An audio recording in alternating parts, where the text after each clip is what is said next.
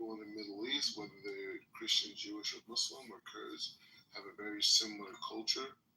And the people who live in America, or the West, who are Christian, Jewish, Muslim, and the like, also have a different culture, right? So when we think about foreign policy from the United States standpoint, we got to take all these things into account, right? We got to take into not the high level concepts, you know what I mean, like trade, and this, and tariffs, and interest rates, and all that stuff, but like basic things, right? So, so that's what I bring to the table is like as a regular American, from the system, right? From the system of America, I had the privilege to live in different places in Muslim countries. What do you know about Somaliland? So in 2003, I worked with the U.S. State Department with the American Refugee Committee in Minnesota. And we work with the United Nations to create a series of campaigns to raise money to build hospitals in between Somaliland and Dadaab, Kenya. Because there's many people who are fleeing Islamic radicalism and fleeing that and going to Dadaab, Kenya, and they would die. But Somaliland doesn't border Kenya. I think you was going to Somalia. Right, Somalia, whatever. But the point is that people were leaving there and they were same, right? Somaliland, they're all one country. No, they're not the same at all. Well, are they like two different countries right now or no? Yeah, they've got two completely different foreign policies. One hates the Jews, one doesn't. But do they have embassy or something, Somaliland? Yeah, they do. They're just not internationally recognized. They're in the same position as Taiwan. Also, just one country, okay, let's... No, I mean, they're an autonomous region. It's the same as Taiwan. The exact same. Yeah, but nobody believes Taiwan is a country. Of course they do. Anyways, that's why they've got American backing. Well, the Taiwan is considered the imperial. Are you Sim, do you support Israel? No. You don't? No. Why would I support a country that's killing its people? So where are you from? Somaliland. Where are you actually from? What are you? Are you an Arab? What are you? He's from Somaliland. What is he, Rabbi? He said he's from Somaliland. Well, he's obviously not. So, I mean, what is he? What's his position in this whole thing? He said he's from Somaliland. Because at first you were saying, oh, you people, you Muslims, Palestinians, you don't know how to conversate. Well, there's nothing that I said that was wrong. And then now you're saying that you don't support Israel. So I'm just telling you, Adam, that I'm for the truth, regardless of what it is. Are you embarrassed of what country you're from? Okay, fine. Hold on, Black Rabbi. Don't stop joking. So are you embarrassed then? Why don't you just look at my profile to find out? He said he's from Kenya. He's not Kenyan. He's not African. All right, let's move on. Let's get back to it. Unless, hold on. What language is he? I really couldn't tell you what he is. Is he Ethiopian? Oh, I don't know who anybody is. Let's talk about the subject. You're getting away from the topic. Because I just don't understand people that have nefarious intentions like you. You want to conversate? The truth of the matter is, Arabs and Muslims are shit.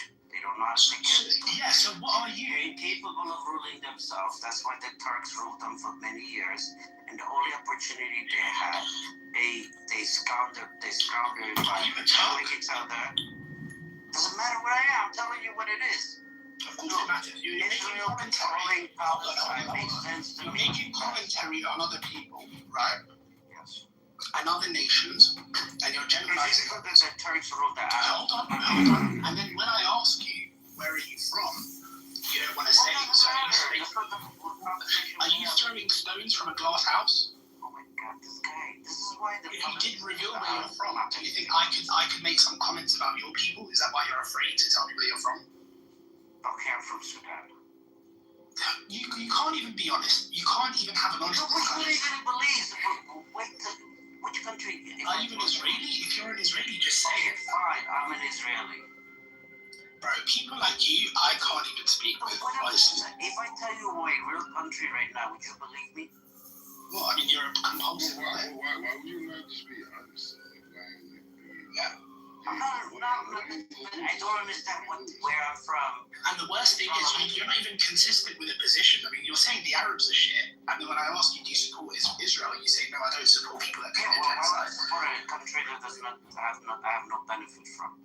So you don't support either side. Are you just here to criticize others? No, I'm here to learn how. You don't learn anything. I'm learning something because I'm Have realizing you done an IQ test?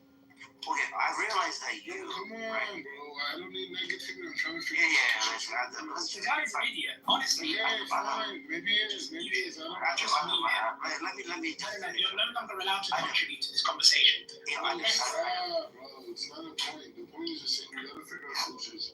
Unless you want to say where you're from, that's the only way you can. I don't care where he's from. I don't care where he's from. alright, I'm Ethiopian, alright? I don't even care. I don't care, honestly. Hey, Morgan, shalom, man. What's good? What's up? Adam, are you happy now that I told you where I'm from? Are you actually? Of course I am. I mean, this is what I'm telling you. What type of Ethiopian? Oh my god, now we're going into the... If you was an Ethiopian, you wouldn't say that Somalia and Somaliland are the same thing. Adam, you're not focused on world peace right now. Yeah, you're not. Adam, just focus. This is the problem. No Ethiopian speaks. This is the point that I'm saying. And earlier you said the Arabs are Muslim, man. This is the earlier you said the Arabs are in. Adam, why are you doing this, bro? I'm trying to focus on world peace right now. Why are you taking away from your life? Just pick out this guy, man. I don't care. I'm just saying, bro, like, I'm trying to figure out solutions for world peace. You have solutions or not? I mean, listen, that's above my pay grade. But you know what? Okay, you're mediocre. I do agree. I think American... I could sit here and just regurgitate a bunch of bullshit. Okay, so don't regurgitate. Think for yourself. But I'd rather be honest and say, world peace is something that's above my pay grade. Why? You've been brainwashed. I haven't been brainwashed. You've been brainwashed. Do you think there's a simple solution? No, I think you've been brainwashed to not even think about it. So do you think there's a simple solution? You've been brainwashed to believe. Wait, fall back. I think you've been brainwashed to believe that you do not have the ability to create world peace. I believe you've been indoctrinated to believe that. And you've been indoctrinated to believe that there's institutions out here that have more knowledge than you have as an individual to fix the solutions of the world. Not necessarily. I just don't have delusions of grandeur. Alright, see, you hear that? That's it. You're brainwashed. I mean, getting back to Rabbi, I do agree that... One second, let me just... But wait, can I be fast? Okay, 5 seconds. Yo, this guy's an idiot. I was just saying before this entire Alright, well, you got the audience. You got it. Alright, so here's the thing, Rabbi.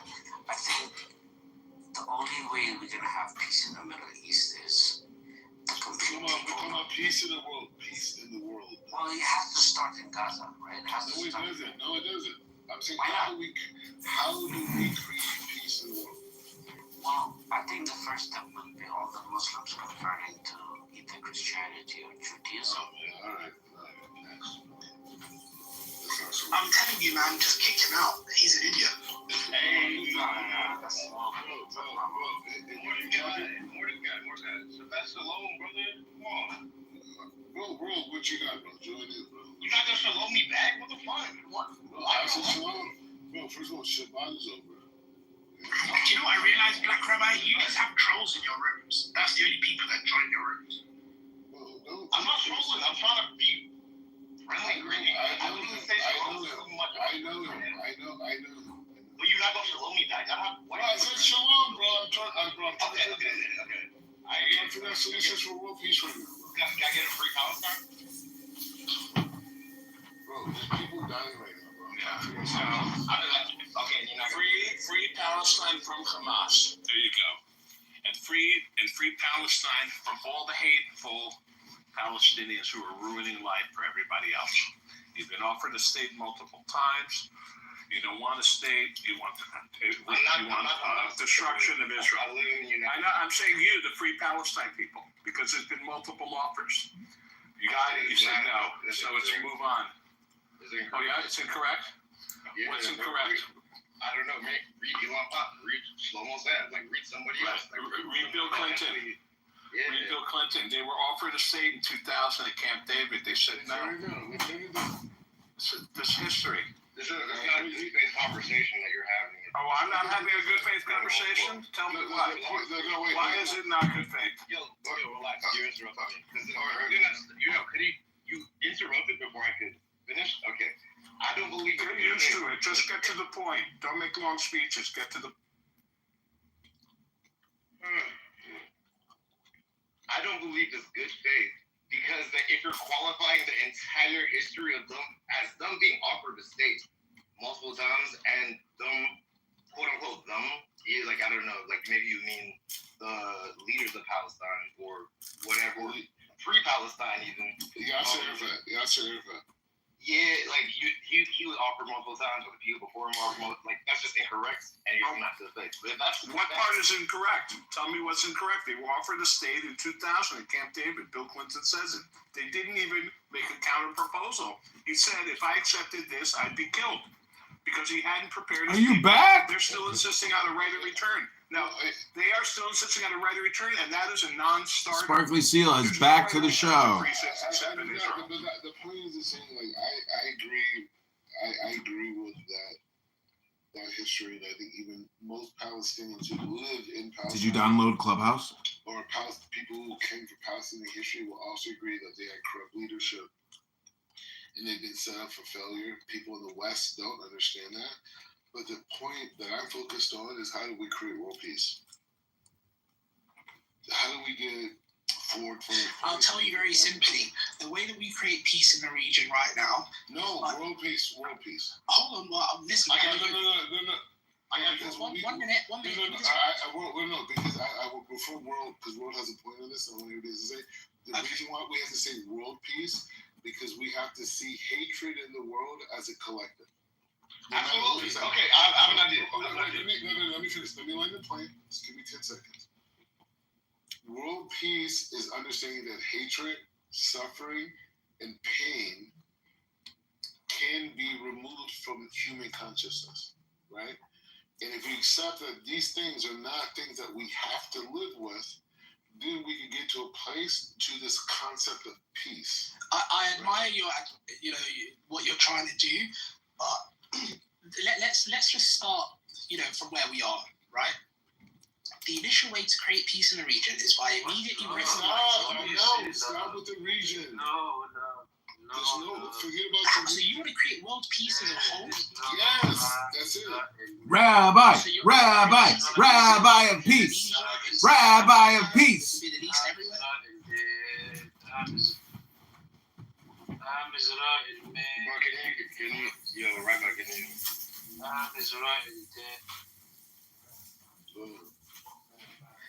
As I was saying, right, immediately recognize Somaliland as a sovereign nation. They're going to help with the Houthi problem in the Red Sea. They may potentially relocate some Palestinians over there, and America will have a base right on the Red Sea. That is how you create peace in the region for the time being. Immediately recognize Somaliland as a sovereign, independent nation, free from the terrorist state Somalia. Bruh, y'all gotta chill. Y'all gotta fix that shit. There's too many wars in Africa. Okay, but my idea for world peace would be ending systems of impunity. Anywhere there is impunity, war crimes will just continue for like decades, hundreds of years even, because nobody actually wants to take account. As soon as people start doing accounting and start making maps and being like, hey, this happened here, like then people start realizing, oh fuck. Like that's why you see like Reese by the highway where somebody passed away, got hit by a car. It's so people remember not to do the same fuck shit again. But like I think having I think World Bank, the World Court, the ICC just declared Israel an illegitimate state, and I think this goes towards ending systems of impunity as well as in Africa and wherever. Like I think that's something that like hasn't been talked. I don't know, like the Congo, like there's First of all, Sub-Saharan Africa and the Horn of Africa are entirely different spectrums, entirely different political landscapes. So, you know, we need to stop sort of generalizing Africa as one, because the people in the Horn of Africa and the people in North Africa are entirely different to the people in West or South Africa. Adam, wait, really quick. They don't even consider themselves black. Okay, fair enough. Are you black though? Wait, what? No, I'm not black. No, I'm Cushitic. And I've got family from Saudi Arabia and the Horn of Africa. Okay, fair enough. But the point is just saying, like, even by this, it's saying my point is just saying, like, You know, Kush means it's black. politics. Cushitic is a type of people. There's Cushitic. Everybody else besides you thinks the word Kush is Negro, black. I mean, I know in Hebrew it's a negative term, the word Kush. I mean, that's not the word that I'm saying. I'm not saying Cushy. No, actually, I'm saying Kush. Yeah, but the word Kush I'm saying Cushitic. Cushitic is a Yeah, type but of you're black, so you're technically black. They're an Afro-Asiatic group. But is that you in your profile picture? Yeah. Yeah, he's an Arab. He's not a Kush. I'm not an Arab. No, I've got partially my family. You're Isaac. partially Saudi Isaac's an Arabia. Arab migrant from Yemen, yeah? Yeah, Isaac. How can you not be Arab and not be black? You said the Horn of And he's Kush on top of that, which means black. It's like so No, confusing. do you know what the Isaac people are? Well, you know what? Okay, what are you? Yeah, Isaac are like they're like Arab migrants from Yemen, right? You said Saqqara? Is that what you said? No, my people have a very long history. They've intertwined with Isaac people. Yeah. So they don't really consider themselves black.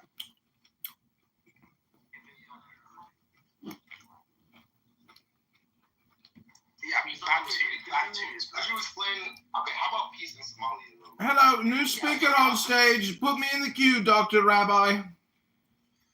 You just came up from the goo.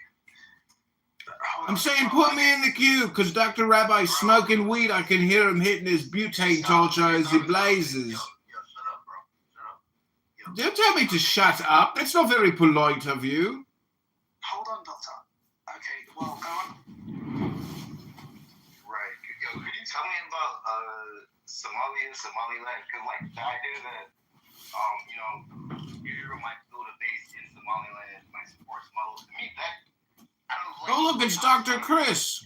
Maybe he should put a shirt on, you fucking faggot. Neighbor Djibouti, I mean, they hold about 11 different military bases from. Yeah, one in China. Yeah, China, America, Saudi Arabia, they've got all, you know, every type of country there. The reality is this, right? Somalia is a failed state. They have been a failed state since the 80s, right? Or even before that. They haven't hosted a one-person, one-vote election for over 60 years, right? They barely control the capital city, Mogadishu, let alone the rest of the country. Now, in the 80s, they committed a genocide against the Isaac people, 200,000 people ended up losing their lives.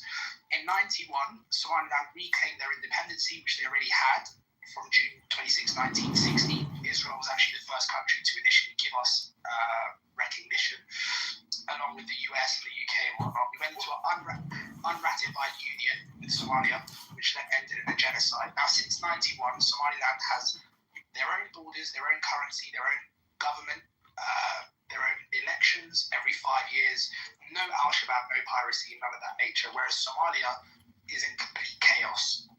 So what's happening at the moment is Somaliland's in the headlines as they are the only stable, reliable partner on the Red Sea, on the entrance of the Bab el-Mandeb Strait, which about 17% of all world trade ships pass through, right, which is currently getting bombarded by the Yemeni Houthis across the Gulf of Aden.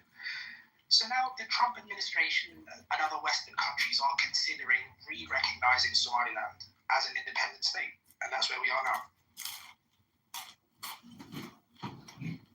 Whereas But what do you mean? They've already been recognized. You just said so yourself.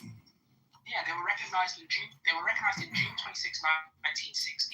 They then went into an unratified union with Somalia, which ended up with a genocide.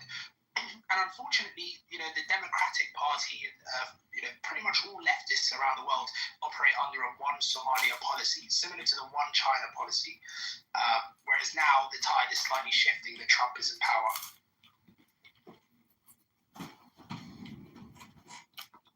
So, wait, this is Dr. Black Rabbi's room. This is the Black Rabbi's room, isn't it? He's the moderator.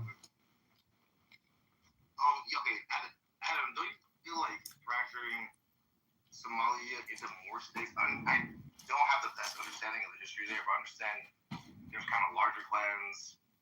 And this is not a different parts of Africa. I mean, it is different. Yeah, it's not a case of fracturing the state because, first of all, Somalia isn't even it's not a functioning state, right? It's a failed state. That's number one. Number two, Somaliland is not a successionist country. They're looking for re-recognition. They were already recognized previously. If you go back in time, Somaliland wasn't colonized. They were British protectorate, whereas Somalia was colonized by Italy. So they have completely different historical accounts. And thirdly, Somalia holds no power over Somaliland as we speak. No Somali president has stepped foot into Somaliland in 34 years. They don't do anything for Somaliland. They don't contribute to the security of Somaliland. If anything, they're the biggest enemy. So I wouldn't really call it fracturing the state. There is no state to begin with. Are y'all related at all to the other part of okay, why do y'all have the same name? Okay, you know what I'm saying? Yeah, so back in the day, we were British Somaliland. Somalia, modern day, was Italian Somaliland. And Djibouti was French Somaliland. So they were all called Somaliland for some fucking reason, right? So that's where the name came from. But the actual people are not related. The Isaac people are not even remotely related to the Somali people. They have completely different DNA, completely different. They intermix with different people. Somalis are closer to sub-Saharan Africa. They're closer to Kenya. What is this, a eugenics room? I thought that we were talking with the Black Rabbi here. 1 minute, please. So Somalia is closer. When you saying that, are you talking about the Rad, the Halid? Yeah, that's right. Yeah, the Hawis, the Darod. Those people. So every other clan basically is the Darods are slightly. Why do you people have plus signs in your profiles? Are you part of a collective or something? So the Darod people are slightly different. They also. Hello? Moderator, can we please have some moderation? These two will go on forever with their bullshit tribal discussion. It's not interesting and no one cares. Please move on. I can't even hear him. I mean, he's kind of making a good point. Adam, my question to you is just do you have power in Somaliland? Yeah, I mean, my father was in the government for 20 years. I've got ties with the current president and the previous president. So yeah. What does that mean you have ties? What does that mean you have ties? Well, I mean, I can go for a lunch with them if I wanted to. I'm here right now as we speak. Okay, so what's the GDP of that? I mean, it's not a recognized country, so our main sort of economy. It doesn't have a GDP. It does, but it's fairly low because, like I said, it's not. I don't know. It's really low because we're so. Hold on. Can I finish, please? The international community still views them as a part of Somalia. So we suffer from the sanctions of the terrorist group. The terrorist state. I'm not judging. I'm just saying. Secondly, right now we've just built the port of Berbera, which is. Bro, I'm just asking a simple question. What's the GDP? I mean, it's low right now. Come back. Okay, fine. It's low. What is it? Yeah, come back in 5 years. 200,000. It's 200,000. It's better than the African and American GDP. Yeah, it's low. African American GDP is 1.9 trillion. I have an interesting question. Also, adding back, Adam, was there this level of clan violence? It's no clan. Okay, but clan violence, pre-colonial, or and how did it prior to that, again, happen during the colonial? Adam, can you please answer my question? What is the GDP? I don't care what it is. I'm not judging. Okay, It's about 2.7 billion. genuinely, Black Rabbi, I don't even know.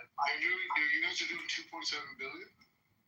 Yeah, I don't know. roughly because it's they don't have a real currency, so no one can really like Yeah, we can't really measure it. but they have a lot. What do you mean? You mean you don't have a real currency? What's the currency It's in not, Somalia? it's not internationally recognized country yet. Okay, what is the currency in Somalia? It's the Shilling. Shilling. It's called shilling. Shilling. Yeah, like basically $1 is a bucket full of shillings. No, I tell you, for every dollar, how much is a shilling? Yeah, It's about 8,000 right now. yeah. 8,000. Yeah, And 8,000. how much is like a house cost in Somalia? Like 4 million. Surprisingly, yeah, no, I mean it goes up. You can find properties for up to like 400,000 USD.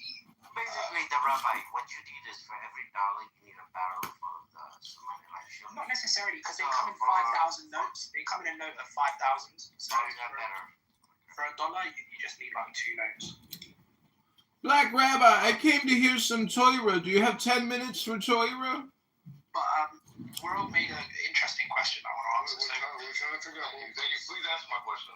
yeah, so pre-colonial times, this perpetuates the idea that they are separate Before you countries. guys keep going. Okay, I'm gonna let Adam go. Okay, I'm just saying. I just want to say the two. The point is saying right now, what we're trying to figure out, how do we create world peace, right? So Adam is coming with a perspective. He's talking from the Somalian perspective, which is not a big perspective, but it's a still perspective. And we're trying- Yeah, I mean it's big. It's big when you look at the geographical location. It's No, massive. it is. No, it is. I'm just trying to talk to Doctor here. I'm saying we're trying to figure out world peace, right? So the whole discussion here, he's speaking. What I understand from Adam, he's saying if Somaliland was empowered, it would lead to world peace. Okay, I'm cool with that. World is speaking from an American perspective, very leftist. And so we're just trying to talk about world peace. The key is world peace. I don't want to talk about, World peace begins with Torah, wisdom. Okay, but the wisdom brings us to action, right? And so the action is to create. The wisdom brings us to peace. Oh, why do you have this troll here, Mordecai? Like, No, he's all right. He's trying his best. He wants peace too. All I'm right. not a troll, you're a troll. Adam, go ahead. Adam, talk about world peace. Yeah, so as I was saying, well, prior to colonial times, and this further perpetuates the idea that Somaliland and Somalia were never a country. Somaliland had their own empire. It was called the Yad and the Sultanate. It spread from Somaliland, as we know it today, to even parts of Eritrea and Ethiopia, whereas Somalia had their own thing going on. I can't even remember the name of it. But the reality is, there wasn't really any sort of clan warfare. We never interacted with the Somali people, specifically like the Hawiyas and those groups. The Dalrods are slightly different because they live in between us.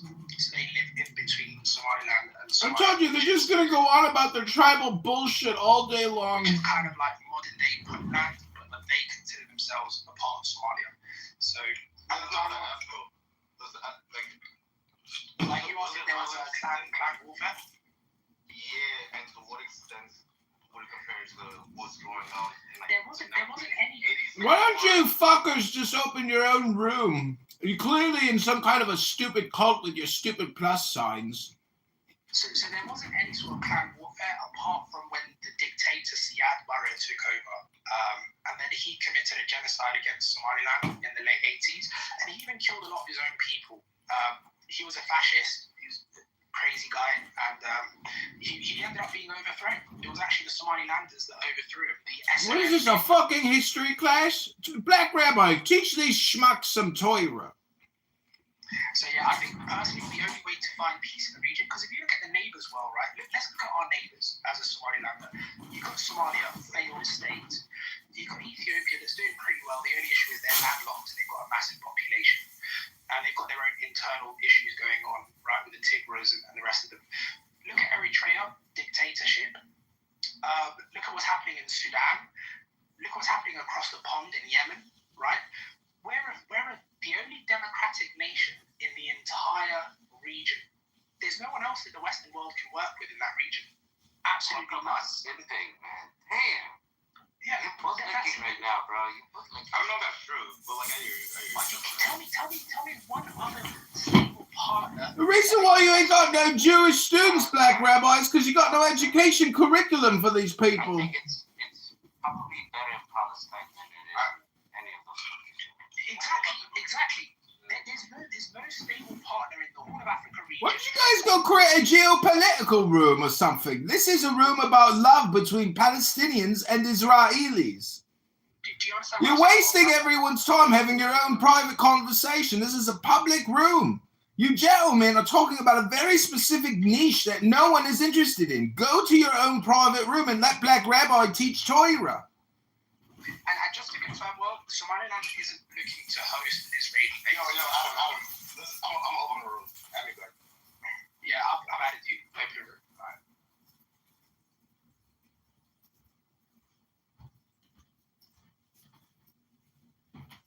Definitely a room killer, bro.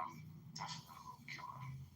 And the thing is saying that this is the beginning of a discussion, big discussion about world peace, right? And the key thing is when we talk about world peace here, we're saying that all pain in the world is collective, right? No matter what planet or part of the earth that it's on, all pain is connected. So if it's in Taiwan, if it's in Russia, if it's in Ukraine, if it's in Jordan, Israel, Gaza, whatever the pain is, all one collective idea. We have to figure out a way to come and get it out of this reality. Pain out of the Hebrew word is machshava, right? How do we get out of the mind, the thinking process of humanity, right? That's what we're trying to get to, right? So Yeah, well, that starts with being honest, right? I think that's the beginning of it. Like, totally being honest. yeah, I think the way I understand what you're saying is that you're saying it's about truth. In order to get to that place, we get to a place of truth. Like, unbiased, honest truth. Yo, Black Rabbi, if I ever make it to Israel, I'm going to roll up a blunt and we're going to drink some Hennessy, L'chaim. Why do I have to be incorporated with marijuana in drink? Because I can hear you clicking your butane. I can hear you smoking weed over there, Black Rabbi. Don't deny it now. Bro, stop it, bro. Stop with the rumors, bro. I don't smoke weed, bro. Really? Bro, stop trying What's all that clicking then? I keep hearing that butane torch get clicked. I don't know. Why you putting that on me? All right, I retract it. But what's up with these plus people in the right hand corner of the PTR? They're like in a cult or some shit. I don't know, man. I just no profanity, please. Oh man, isn't it my favorite guy, Sin and Look who it is. It's Doctor Who. I think Israelite? Doctor, this is who is the clubhouse drug dealer. Is he? What does he spread? Mind viruses? He sells everything, anything you want. He's He's the plug. mostly. Well, meth. I mean, I know your people like meth. Is that what, or heroin? Is that what your people like? All right, let's keep it kosher here. We're talking about how to create world peace, you schwartz, you fucking, you morons. Oh, okay. I don't like kosher salt. I like regular salt, buddy. Fuck. I didn't mean to say schwartz. I meant to say schmuck. I can say your people have the worst meat in the world. Who the fuck eats gefilte fish? Well, why don't you like Jewish delicacies? They're delicious. Chicken and grapelins and chitlins and watermelon. That shit's fucking amazing, my friend. What are you talking about? Chitlins? What is a chitlin? What part of an animal? Where on the animal? Show me on the animal the chitlin. It's the fucking intestine. I ain't trying to eat that shit. Yeah, I'm good on chitlins. I'm good on tripe. Gentlemen, Good on stomach Gentlemen, the Black Rabbi is trying to speak. It's his room. Let him speak. Go ahead. So this is the thing. The key focus right now is to be completely innovative. Meaning Your body is not great. I'm just charging my phone right now. It's like this. How I'll put my mic in. Cool. Back to fucking trash can. I'm back.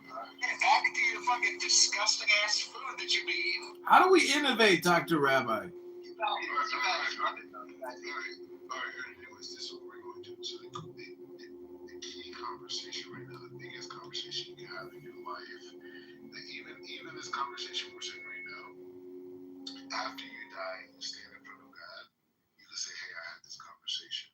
You know. So I know God's gonna reject gefilte fish at the Golden Gates. Shut the fuck up! Very possible. It's very possible. Gefilte fish, very possible. But the point is like this: how do we create world peace? Right? How do We create peace within ourselves. Okay, I like that. That's a good submission. So the thing is, it's like this: how do we create global peace? Right? How do we figure out? Because the thing about what is the opposition of peace? Right? Pain, suffering, right? These separate things, right? War. I don't think that pain is the opposition to peace. You're talking to a black rabbi here, Dr. Zachary. Jesus. This guy has done Hajj. He used to be a Muslim. This guy clearly has had to rectify some painful issues in his life. Anyways, hey, put it this way: I'm no different than any other Jew. We got a big tikkun we got to deal with, right? So I'm no different, right? But the point is, it's like this. So the thing is, it's saying like, if pain did not exist in the consciousness on all the humans on planet Earth, would suffering exist? Jesus Christ, haven't you ever read the Buddha? The key word is not pain, it's desire. What a Geschmorkenborg. I don't know about this. Is that what Jewish people say? What a Geschmorkenborg. I don't know about you. That's like I don't think that Geschmorkenborg is a word, is it? I don't know if it's a word, but I feel like it's like. Wait, Rabbi, I want to read from the Siddur Avodot Israel. I want to make a submission for the World Peace Project. I want to read the 13 Articles of Faith, if I may. Extol the living God, his praises sound, whose being unbegun no time can bound. A unity is he, beside him none, by mortal unconceived, eternal one, without similitude or corporal frame. Man's lips his hallowed state can ne'er proclaim. Oh, ere creation rose, he stood sublime, alone and unsustained before all time.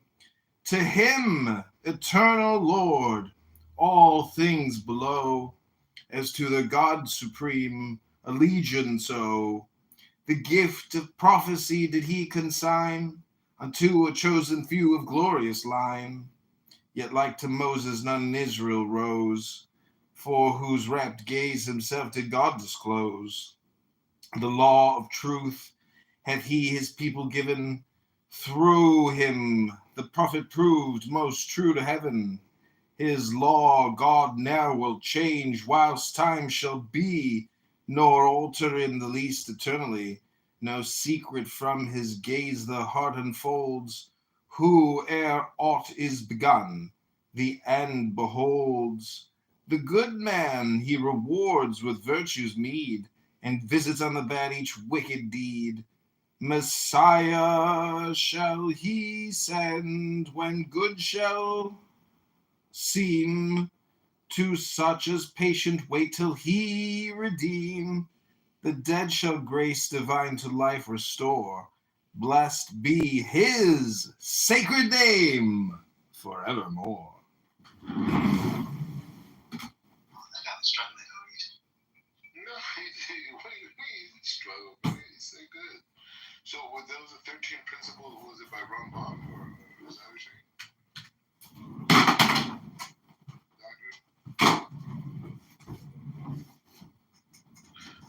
It's from the Sefer HaAvodot. I don't know if that's Rambam, but it's put into rhyme, and it's part of the morning prayers. Yeah, that's okay. It was unique. It was very. That's what I'm trying to say. It wasn't like the principles, but it was like the principles, but like said in like poetry. It was very interesting.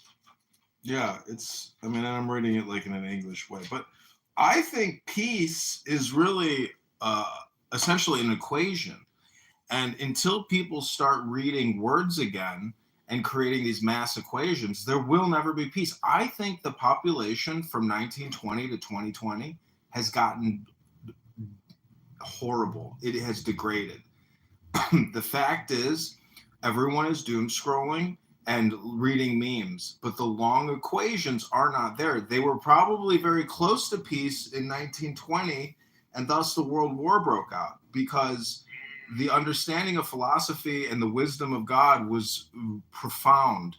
And even if you read Karl Marx, you can see how him and Engels were talking about the universal man, or essentially how every man is a prince. And unfortunately, we have been manipulated, I think, by, communication propaganda to essentially engage in this never-ending struggle of war and profit making and manipulation. And, little books like The Safer, can keep you safer. No, there's something very powerful you just said that I feel like in a way changed my life right now. Is the idea of thinking about how wars break out, and really, if you really look at it, what was going on at that time, it could have been humongous intellectual and spiritual innovation. And the Satan creates a negativity to create war that we get blasted out of it. No one's thinking about it anymore. No one's thinking about the innovation. All we know is the war and the byproduct of the war. So like these First World War, Second World War, all these things are doing this. It's a massive time of enlightenment, right? And these wars come in, and it's by the dark side, right? And then this war creates this like violence between people, and then the whole generation forgets about the innovation.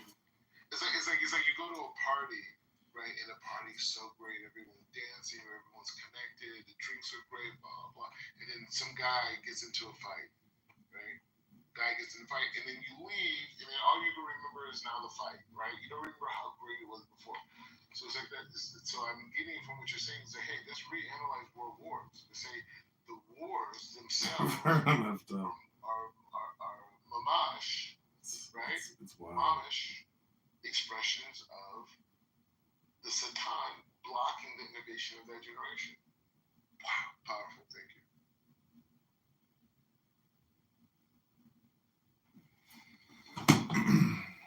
Yeah, I don't think people understand your perspective. Yeah, if you put the drugs down, you would have understood, No, what I'm saying is I don't think people understand Black Rabbi's perspective. Like, you're just a man. Everybody's just a man, but like you're living in Jerusalem, like you're but see, the thing is, this is why I say Aliyah is like secondary. It's like people want to do Aliyah. They want a big change. I talked to my friend, the trash bag here. He wants to do Aliyah. And, like I think is. Black Rabbi did Aliyah. I know, but what I'm saying is that doesn't solve the problem. Geographic proximity doesn't give you the code. If you want the codex of the Torah implanted into your consciousness, and you want to basically, I think it's just technically Gnosticism or unity with the God consciousness.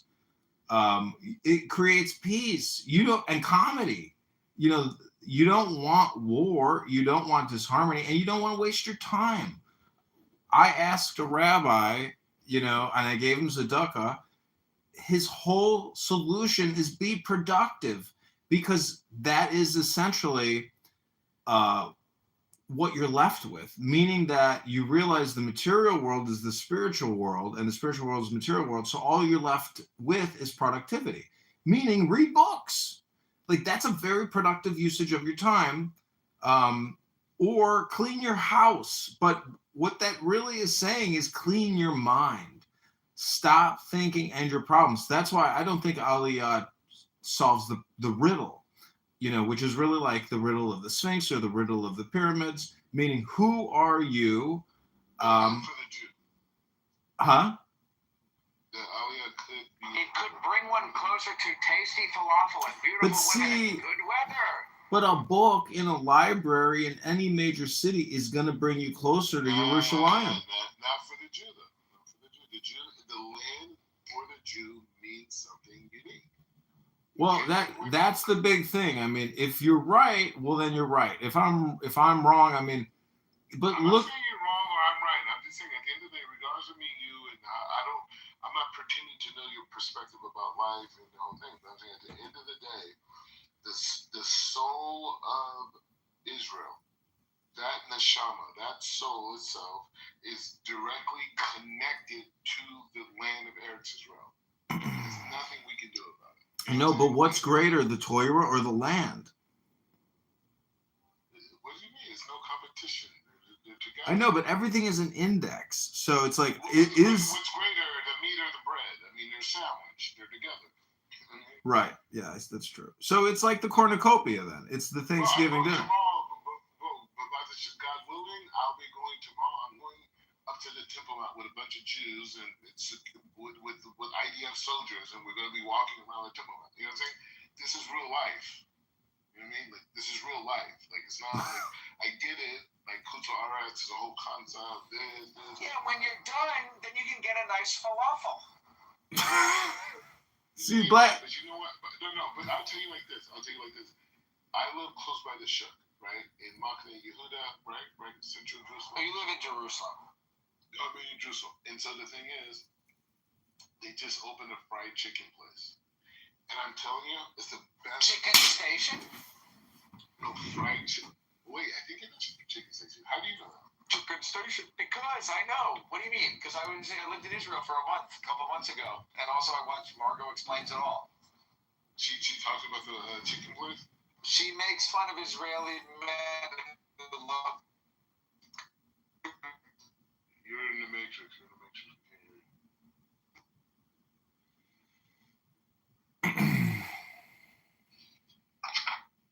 Anyways, the point is this saying that I don't know why you got a fried chicken, but I don't know how we got to this discussion. But Well, let me. No, because I said falafel and then you said fried chicken and then I said chicken station. Yeah, but falafel. So here's the thing. So you go through different generations of your relationship with Eretz Israel. So when I came here exclusively in yeshiva. Right? Hold on, what is this? It's not my house.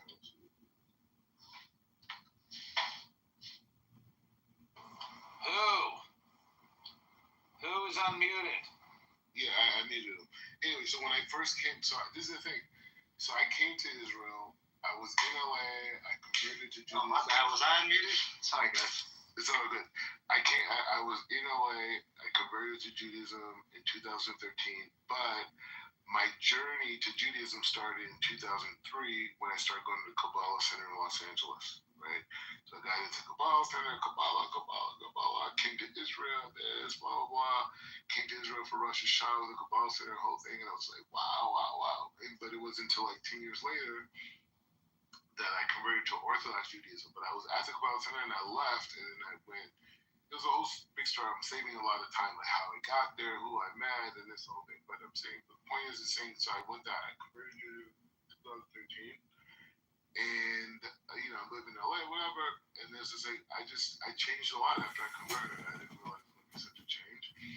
I got into politics. I wanted to protest. You know what I mean? It's so Jewish looking back on it now, right? But I was just like wanting to I don't think it's Jewish. It's so Abraham. Thinking about my journey. But anyways, the point is saying that then after I eventually ran for U.S. Congress in Los Angeles, it was the whole thing, and the rabbis in the LA community were like, hey, you should go to yeshiva for a little bit, and then come back, you help the community so much. I was like, you know what, I'm single, I had a breakup with this little girl, that I was going to marry, and so I went to Israel, and I went to yeshiva, and I started at Or Sameach, which is a big yeshiva in Jerusalem, and I was there for like 4.5 years, and I'm talking about like day and night. I'm talking about waking up, doing Netilat Yadayim, and grabbing a Gemara and walking to yeshiva, and not leaving until the sun is down, and that was like... Is that where you gained all the weight? Yeah, I when I gained a lot of weight when I got married. That's when I gained a lot of weight because like the thing is like when you get married, it's like you have like Shabbat at your house, right? It's like you and your wife, and it's like it's just you and her, right? And you have like you go out and you buy all this food, whatever. We're eating so much lamb, like almost like a kilo of lamb, like every Shabbos. You know what I'm saying? Why? I don't know, because it's just gluttonous. You know. Why don't you just have a salad for Shabbos? Nah, I don't know. I mean, you can. But I'm saying, Yeah. I'm saying at that stage, that's where we were at. Hey, Black Rabbi. Hey, Black Rabbi. What was up, dude? Hey, did you see that deal? What deal? Wiz? Yeah, the 32 billion, man. Yeah, they got some money up there, but those boys make some big money on the Wiz deal. Wiz. What's the word out there, man? Are they gearing up for what, man? Hey, what's the startup scene like out there? Wait. We're having a discussion, man. I know, but Burrito money is more important, man. That's what you're in it for. Yeah, but you're having a discussion with white people, Black Rabbi. So if a black man wants to come in here and start talking about the deals or whatever, you know, it's just a couple of white boys. What's up with all this? Anyways. My whole Shabbos here in Nakoa, in Jerusalem, was full of Ashkenazi. More insecure. Ashkenazi. You know the thing about I met this girl today, and I don't know if I want to say it, but her dad is like one of the major rabbis in the UK. I don't want to say where, but the point is just saying, I was just like, you know what? And the thing about it, what's interesting about it is like she's a police officer here, you know. And it was just like that could be an ideal situation. You know what I mean? But it's like, how do I figure that out? Like, me as a convert, the whole thing, like, how do I get that girl? You know what I'm saying? Anyway, we'll figure it out. Maybe the thing, but that's where I'm at. Anyways, but the point is what? Anyways, so the point is just saying that, so I came here in 2016, I came to Yeshiva day and night, 4.5 years, you know, and then I learned at other yeshivot here in Israel, and eventually, you know, whatever, I got smicha again, I became his rabbi. It's like, it's a real thing. And You think they're gonna write a book of Art True, the Rabbi? I could come up with a great title. what would the title be? Black Rabbi. Yeah, I think that's all that. Yeah, actually, it's so well. Just Black First Rabbi. of all, this is the thing. This is just the beginning, right? The thing is like this. I believe in massive levels of change. Rabbi, do you think that we all essentially share the same desires? Same desires. Meaning a wife, a kid, a house, some income. Yeah. I think we all. I think there's. I disagree. We do not all share the same desires. No, okay, that's what I was going to say actually. So the thing is like this: the sage was outlined. So there's 4 levels of desire that can be revealed in reality, right? And one level of desire is the mineral kingdom, the rock kingdom. Another level is the vegetation kingdom.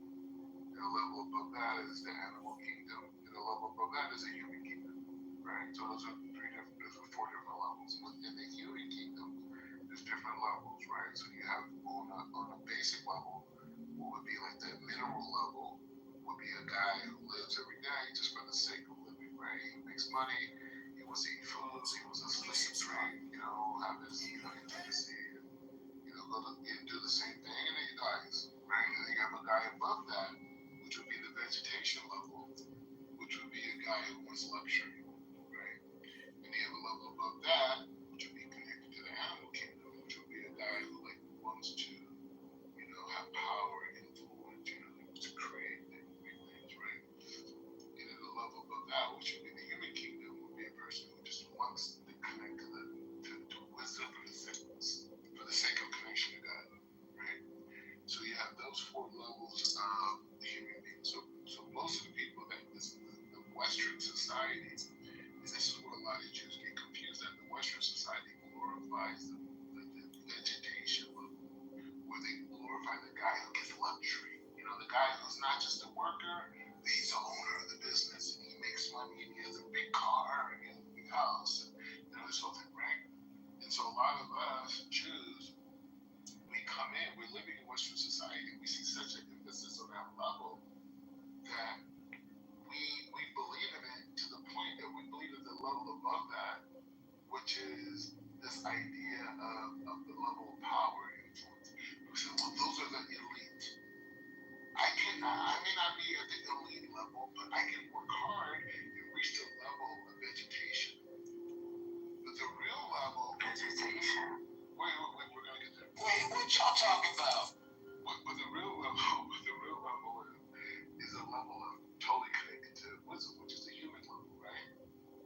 that's the level of the Jew.